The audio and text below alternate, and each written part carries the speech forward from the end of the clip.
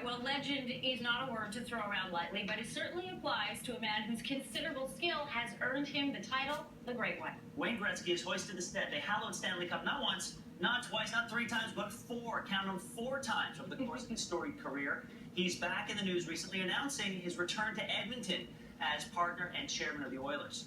He is also pouring his passion into the pages of his brand new book. 99 Stories of the Game is Gretzky's look back on some of the hockey history, along with a lot of personal tidbits tucked in along the way. And we welcome number 99 into our Your Morning studios this morning. Wayne, it is an honor to have you here. Thank you so much. Good morning. Nice to be here. Great to see you guys. Let's start with some big news. Yeah. You're going home. You're going back to Edmonton. I remember as a kid, it was in August of, was it 88? When you moved to Los Angeles, that made news around the world. And now you're going back. Yeah. You cried, everybody cried. Yeah, it was an emotional time. You know, Edmonton's been so wonderful to me as a city and as an organization, and so many great memories. And Daryl Cates and Bob Nicholson and Kevin Lowe I've worked with in the past. My wife was very encouraging to be back involved with the Edmonton Oilers and get back in the National Hockey League. And let's face it, they have a really good young hockey club and a great young player, Connor McDavid. So I'm really excited. They got a great management team and a good coaching staff. I'm excited and thrilled to be back and be part of the National Hockey League. Are you going to get a place in Edmonton? Are you going to see you on the way down? Oh, yeah. We'll get a place there. And, you know, it's an exciting time. I went years without working in the NHL. Now I got 2 jobs in 2 weeks. Because the commissioner was kind enough to give me the ambassadorship to promote the 100th anniversary of the National Hockey League, which is really exciting, and we're going to do some events, and that'll be a lot of fun. There seems to be a lot of excitement in that town now with Connor, with this new team and the new arena. Oh my goodness, this new arena is something I've never seen before in my life. It's so unique, it's so special, and the people of Edmonton are so proud of it. And as you said, Connor's a great young player. It's an exciting time for everyone. It's an exciting time for the National Hockey League. A lot of good young players. All right, we're going to talk about that again in just a second, but I want to get to the book. This is sort of a love letter to hockey. It's got a ton of history. We knew you were a great player. I had no idea you were a historian as well. Well, when I was a kid, I just, like everybody else, I dreamed of playing in the National Hockey League, and that's all I really thought about from a young age. And one of my first memories was sitting in Maple Leaf Gardens in the very top row of the Grays with my grandmother and watching a hockey game at 7 years old. Periodically over my career, and even when I retired, I loved just visiting the Hockey Hall of Fame with all the great teams and the great players and the great buildings that we've had in our game. And so the history of our game is one of the greatest things that we have.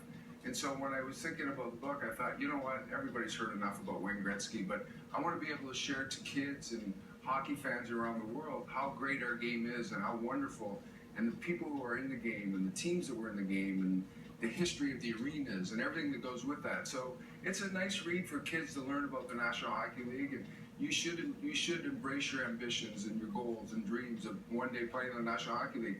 Now, not everyone's going to make the NHL, but everybody can dream about playing in the NHL.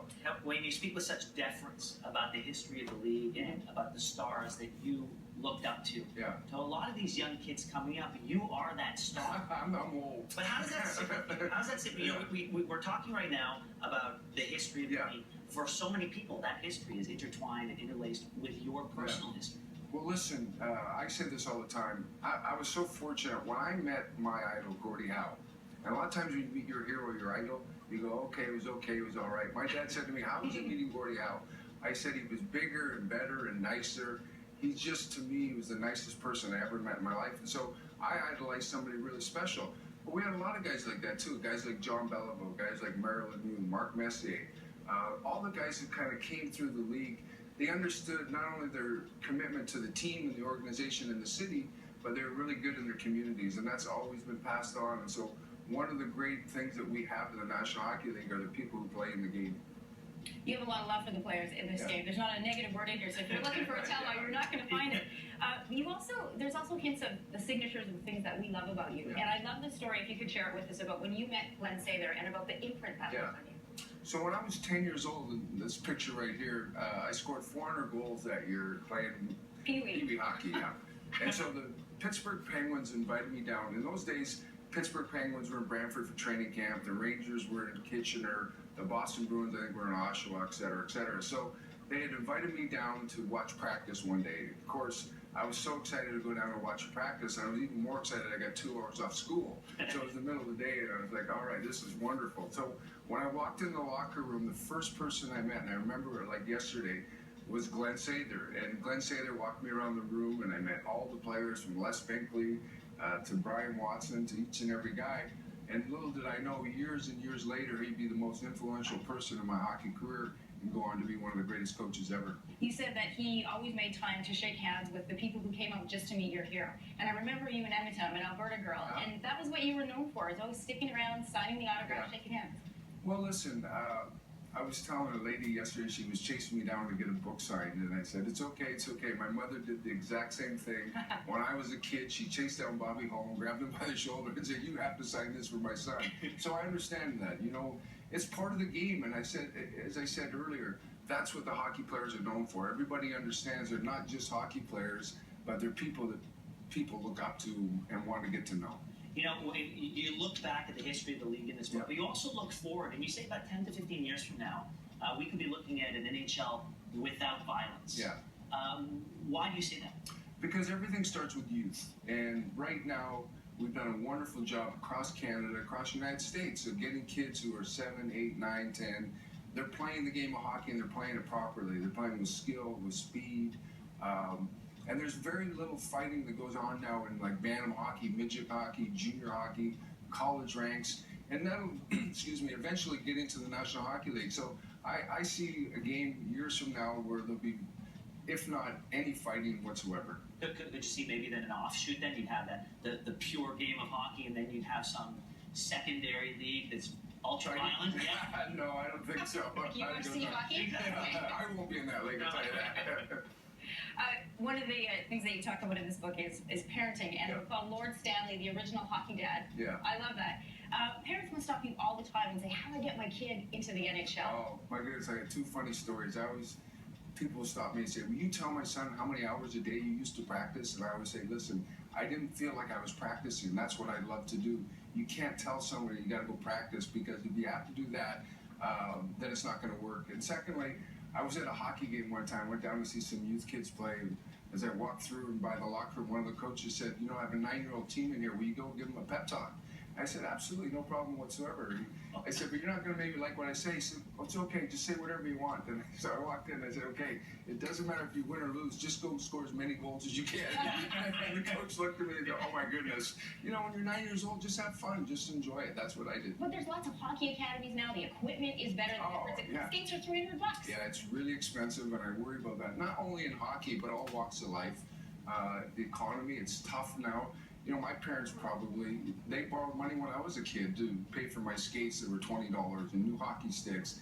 It's one of those things that's tough, but one of the great things about our country is people rally around each other, and we have foundations to help build arenas and buy equipment for kids who can't afford it. Other parents support other kids, so this is a wonderful country for those kind of things. I've got 2 nephews who are watching right now, Lewis and Pierce. They love you. They are so good at hockey, and the thing is that even if they don't make the NHL, the lessons that they learn playing hockey have applied in every aspect of their life. My dad said it from day one. It doesn't matter if you're a great player, an average player, an okay player. The great thing about sports and the great thing about hockey is you learn how to work hard, you learn how to prepare, you learn how to be unselfish, you learn what it takes to win, you learn what it's like to lose. And all those things that you do in hockey or baseball or football or basketball, they do apply to you later on in life. What about the aspect of retiring? You know, the competitive spirit. You say in the book, it's always better to leave the game before the fire goes out. But does the fire really ever go out? No, it never goes out. And I'll tell you, when I retired, I scored 9 goals that year, and people came up to me and said, you know, you could have played 1 more year. I said, I scored 9 goals. I was done. You know, that used to be a good month. I said, that was the whole entire year. And, you know, my last game, one of the great things about life is your family and your parents. And, of course, my dad took me to my first game when I was 6 years old. So I thought, okay, this is going to be a wonderful day. I'm going to drive to the arena, my dad and I, for my last game. And this time, I'm going to drive him. And so after the game, my wife said to me, how was the drive to the game? I said, it was the worst drive I ever had. She goes, what happened? I said, my dad spent the whole ride saying, you know, you can play 1 more year. I said, no, I can't. I'm done. Well, you're still not done skating, though, because you're playing in the alum game coming up this weekend. In the book, you talk about, even as a pro player, when you lace up your skates, you still feel like a kid Yeah. when you hit the ice. Do you still feel that way? I do. In 2002, I believe we played the first Heritage game in Edmonton, and we had a practice the day before. And a lot of people thought, okay, we'll be out there for 10 minutes, 15 minutes. It was 40 below. We were 45 minutes into practice, doing all the same drills we did in the 80s. And Glenn Sader said to all the players, you guys done? Are we ready? And everybody said, no, we want to stay out a little bit longer. I think we're out there for an hour and a half. So this game in Winnipeg is going to be fun and exciting. It's outdoors. And those are the kind of things that help sell and generate new interest in the National Hockey League. You know, Yeah, but we're not very good, trust me. We're not very good.